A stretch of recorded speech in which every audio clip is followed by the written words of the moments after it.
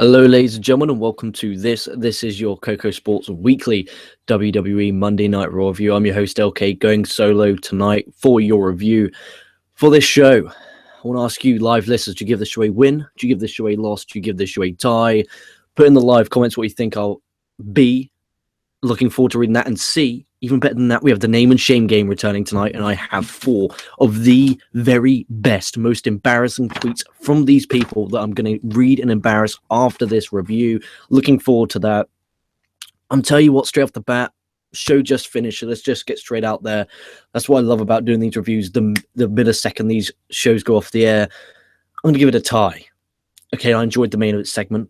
I enjoyed certain aspects of the show. Some of this is garbage, as usual with Monday Night Raw, but if you take a normal average edition of 2016 Monday Night Raw since the brand split, this would be in the middle of them. Nothing too insulting, nothing, putting a gun to your head, but still nothing to praise about, nothing to tell anyone of relevance. Say, did you watch Monday Night Raw? It's, you watch Raw.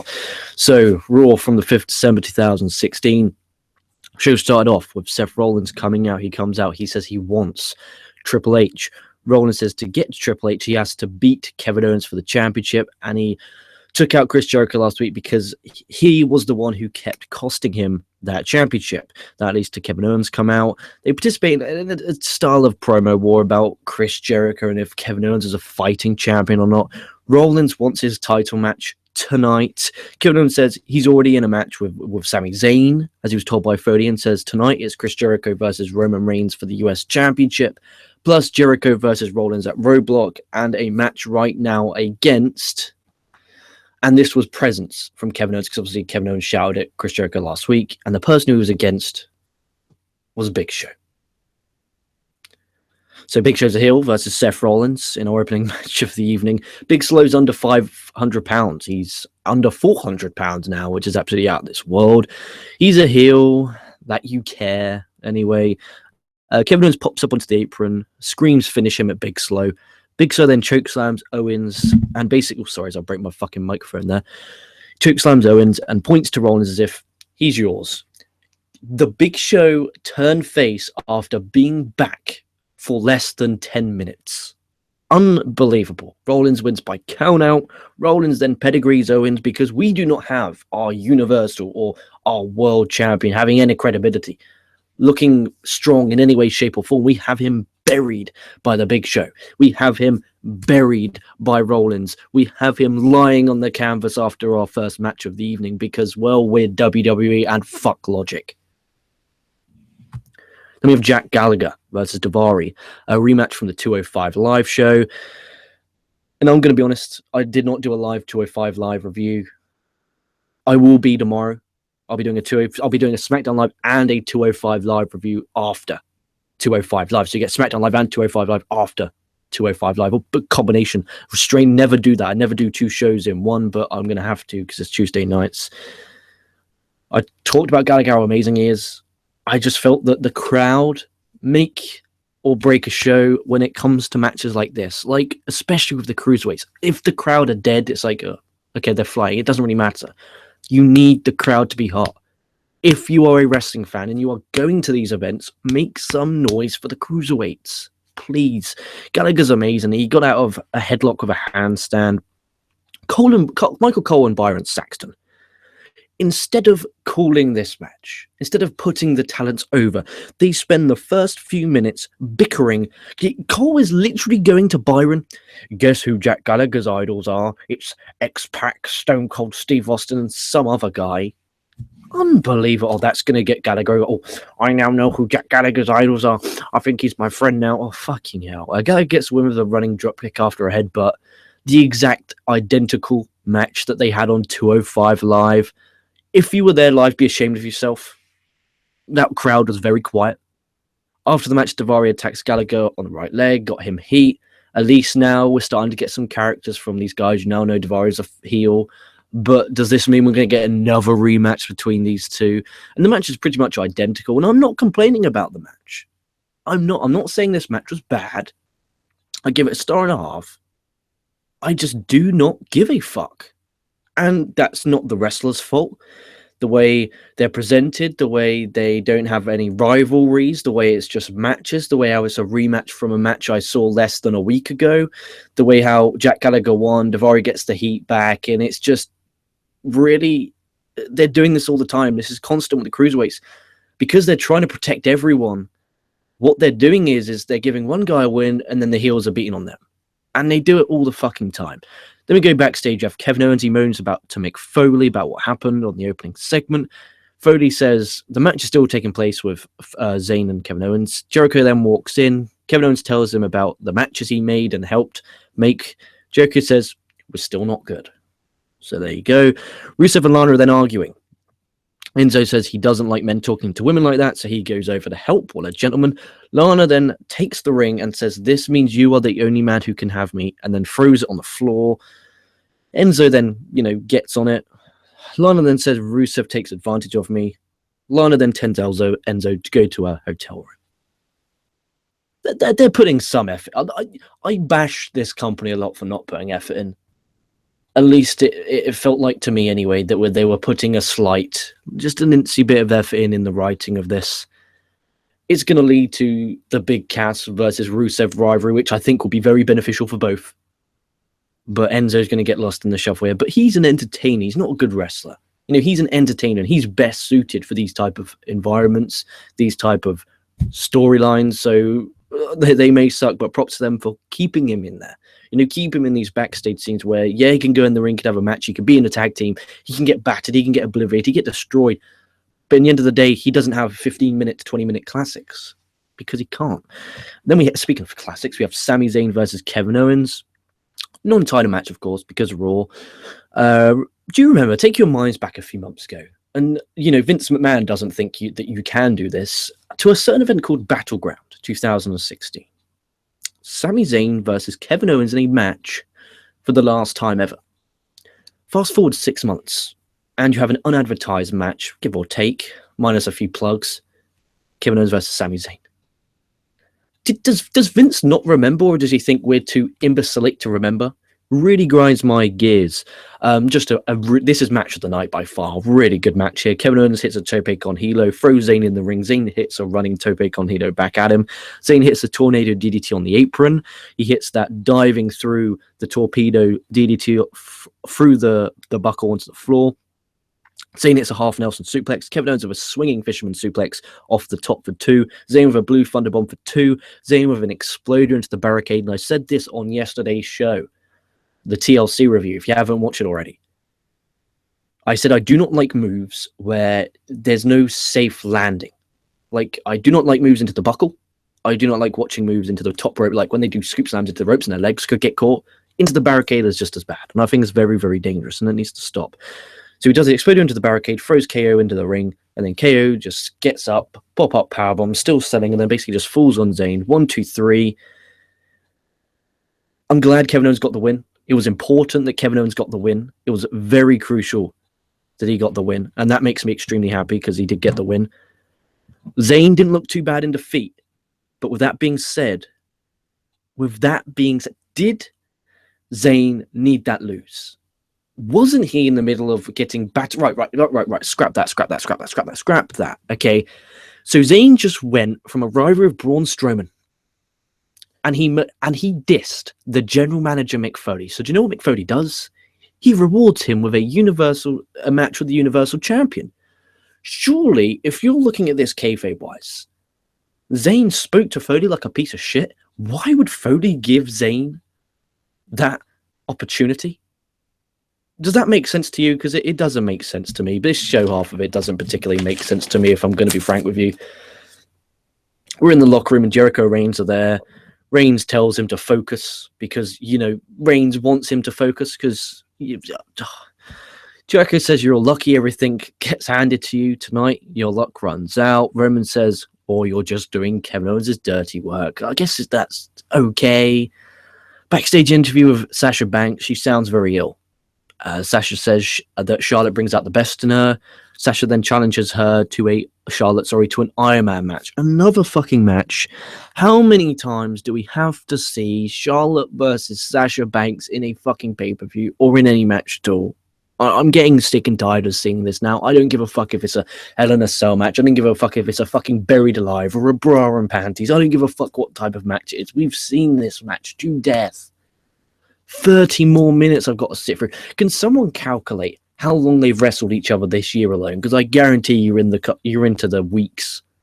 It's unbearable. It's lazy. It's lazy. It is laziness in its purest form. It's fuck. And I just don't like. They had Bayley win the Survivor Series, have Charlotte attack Bayley. We're going to go to a big Bayley versus Charlotte program, but no, we go back to what we were doing before, back to Sasha Banks. Charlotte's going to win because it's on pay-per-view, then Banks is going to get a rematch, and then Banks is going to win on Raw, and then it will just keep going until the end of time, until both retire. They'll retire in a retirement match, which after the retirement match, they'll go on the indies and continue doing the same match.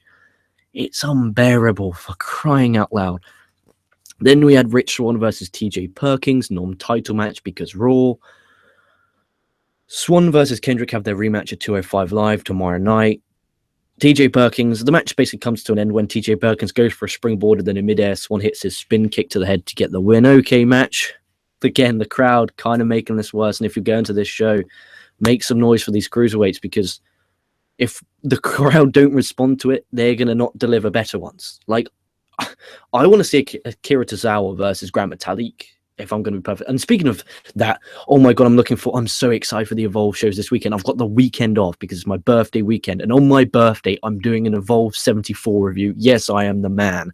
With that being said, Evolve 75, Dick Togo versus Chris Hero was announced tonight. I tell you what, I'm so fucking excited. And the best thing about Evolve is WWE starts at 1 a.m. till 4. Evolve is 11 till 2, which means I'm bushy-eyed and wide awake. And I'm fucking excited for that birthday weekend and this Evolve. I am pumped. I'm getting Battlefield 1. I'm so fucking excited to play that game on PlayStation. I really fucking am. Anyway, enough of me blabbering on about myself. Okay, match. Again, 1.5 stars. By the way, I gave Sami Zayn versus Kevin Owens 3.5. Magnificent. Probably will be match of the week. Actually, fuck that. Chris Hero versus Dick Togo is taking place. God, that's going to be amazing. Then we have Bayley versus Alicia Fox. The fact that Byron Saxton, likes Bayley as much as he does, it makes me dislike her a lot.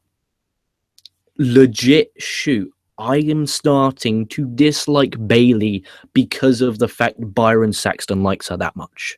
That's my hatred for Byron Saxton, if I can put it into words for you.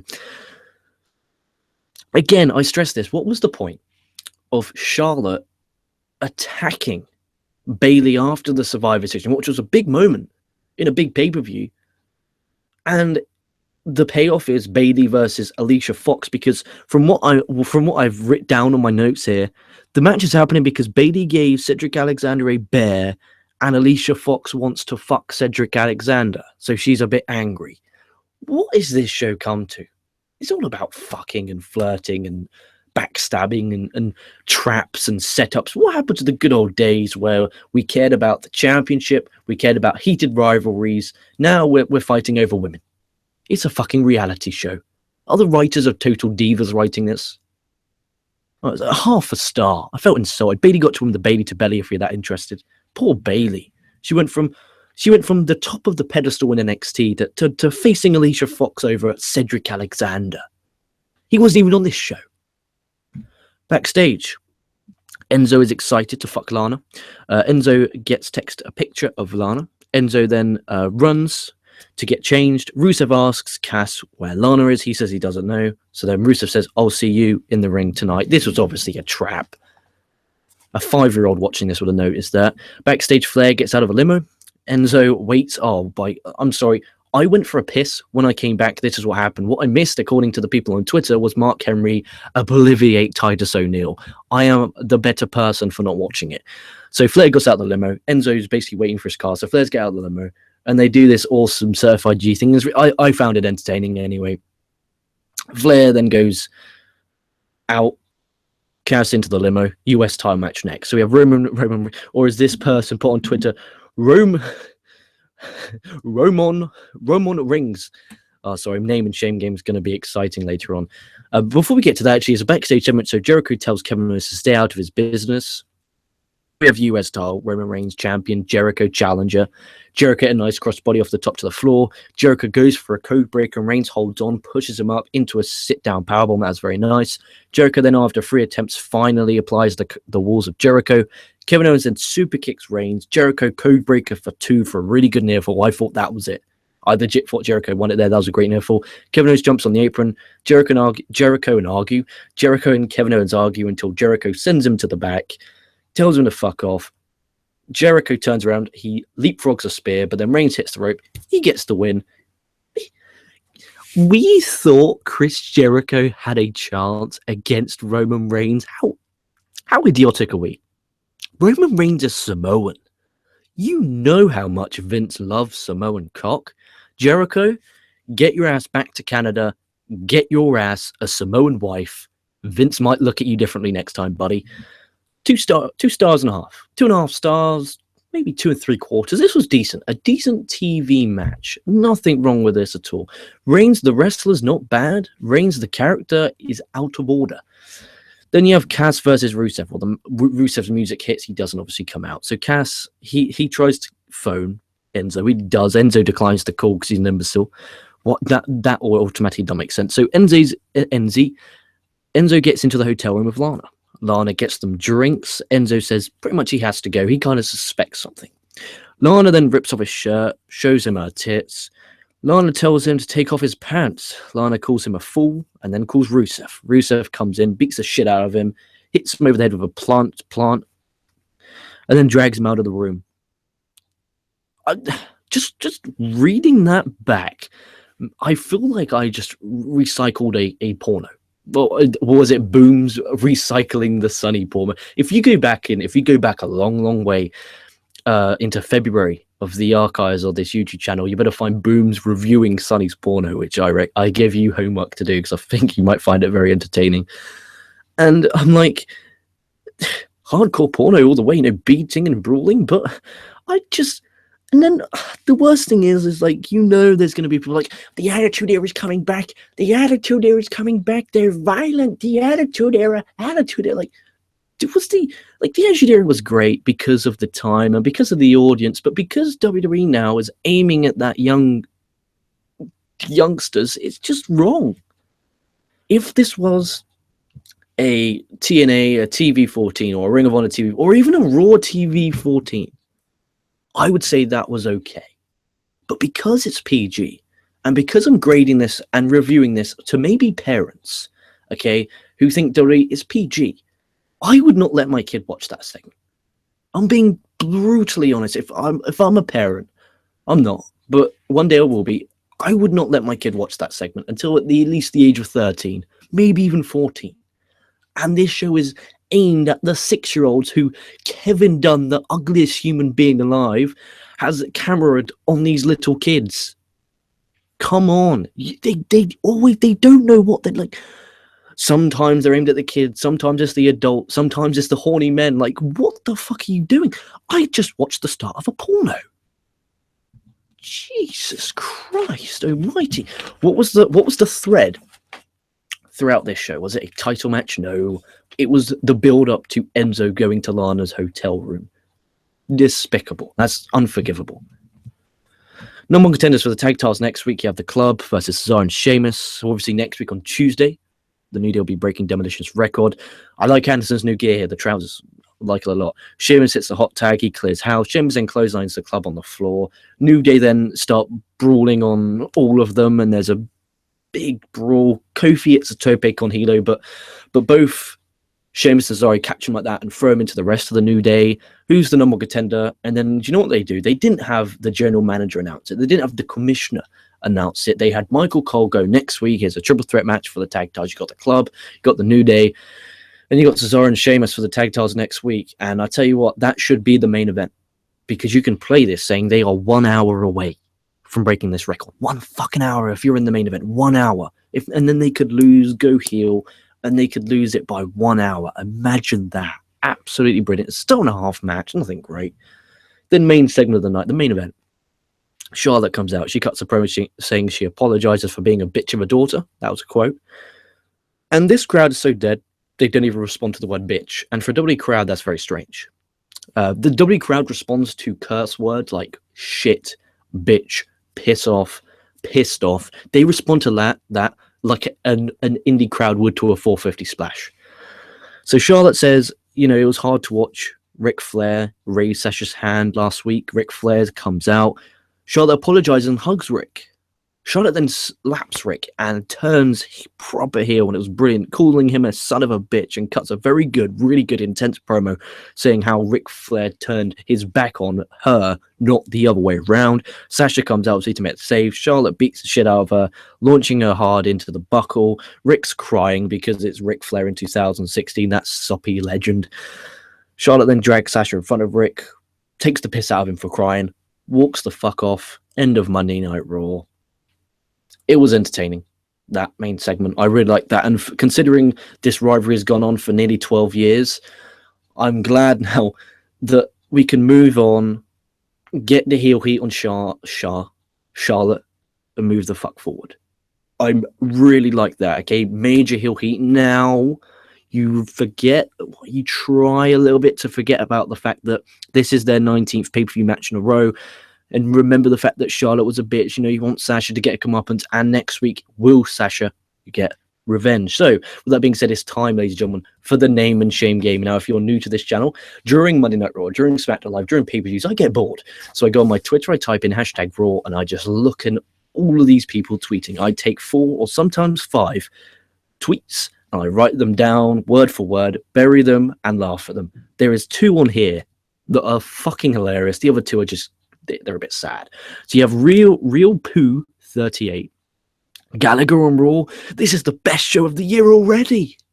He's a fucking... That's loving Jack Gallagher.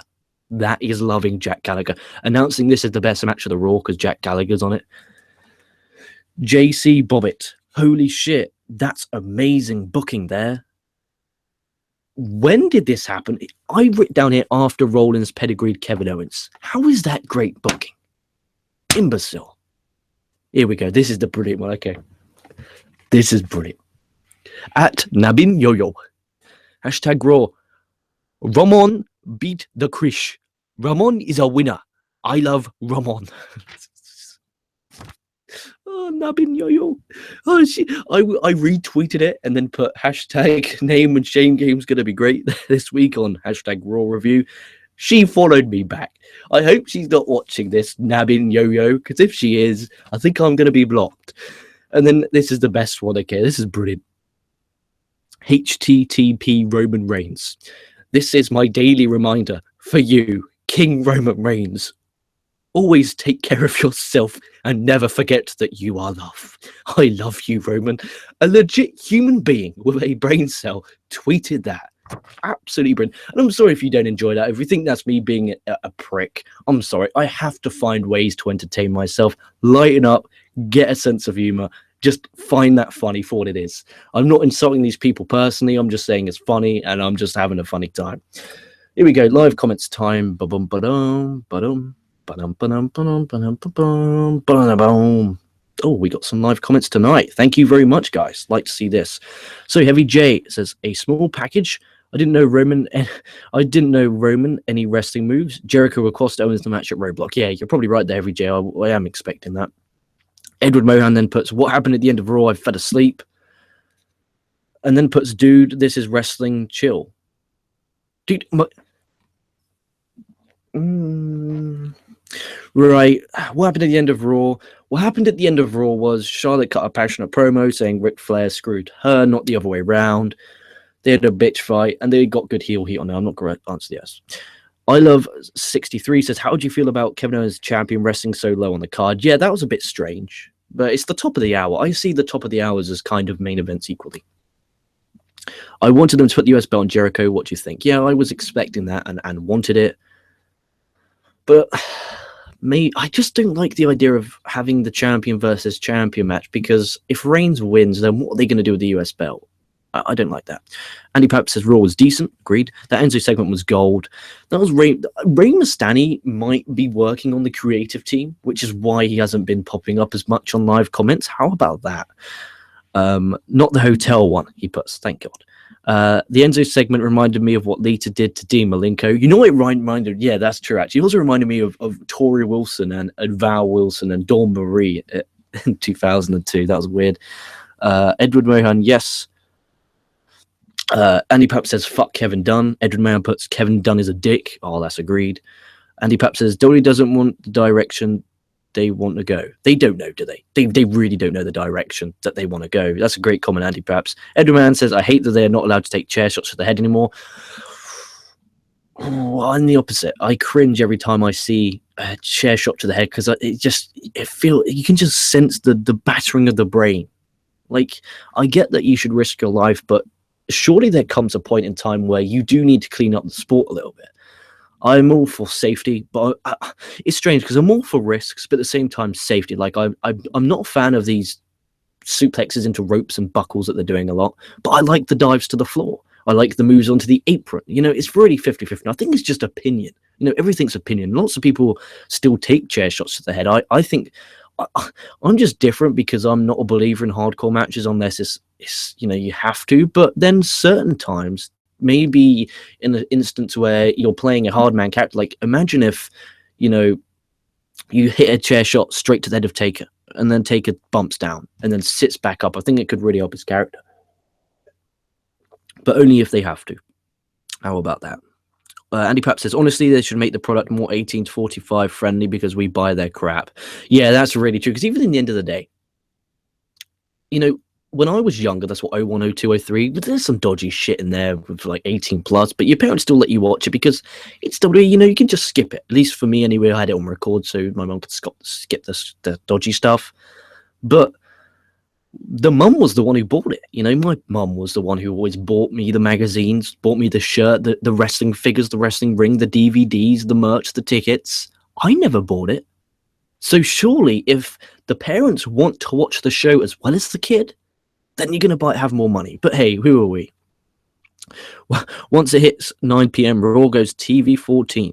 Edward Maron puts, they should do what they did during the Attitude Era. The later it becomes more adult friendly. Yeah, I do think that. And I like the fact that the Enzo segment was so late on the show. Dude, Roman is getting better. Yeah, I said that. I said Roman the wrestler, I have no problem. But Roman the character is just Superman. Andy Pap says, I mean, a chair shot once in a while would be okay if you're a heel. Yeah, I think it would be like a great way of getting just insane, dirty heel heat. But if you don't do it very often, and then you just do it, and it will make such an impact, it really, really would. So, we've done the name and shame. We've reviewed Raw. I've done live comments. My job for the night is done. Short, sweet, to the point, Raw review. I gave this show a tie. And the best way to support this show is once this show is processed, this is going to cost you nothing. Once the show is processed, just drop something in the comments saying win, loss, or tie, or thoughts on this show. Put me over if you want. I love being put over. In the comments, whatever it is, just put something in the comments, because the way YouTube is working now is the way how YouTube works is not on views. It's about comments and likes. So do me a favor, like this video if you enjoy this. I'm the hardest working man on youtube.com, fair and square. Actually, that's not always true, but I do my bit for a UK citizen at 4:41 a.m. in the morning. Hit the like, comment, subscribe. Do those 3 things from me, and I love you, and I'll keep giving you guys the best content I possibly can. I love the name and shame game. If anyone loves it, put that in the comments. Put I love the name and shame game, because I find it so fucking funny. But if you hate the name and shame game and you think I'm being a dickhead, put you are a dickhead for doing name and shame game. With that being said, like, comment, subscribe, KocoSports.net. Check out all the links in the description in the fucking description box below. I'm a tired ass man. I'm about to get my ass to sleep. I hope I've entertained you for 30-ish minutes. Stay safe, stay well. Until tomorrow, well, after 205 Live, we'll be going live with a SmackDown Live and a 205 Live review all in one. Stay safe. Stay well. This Englishman's going to go to bed. You should too. And I'll be catching your asses down the line.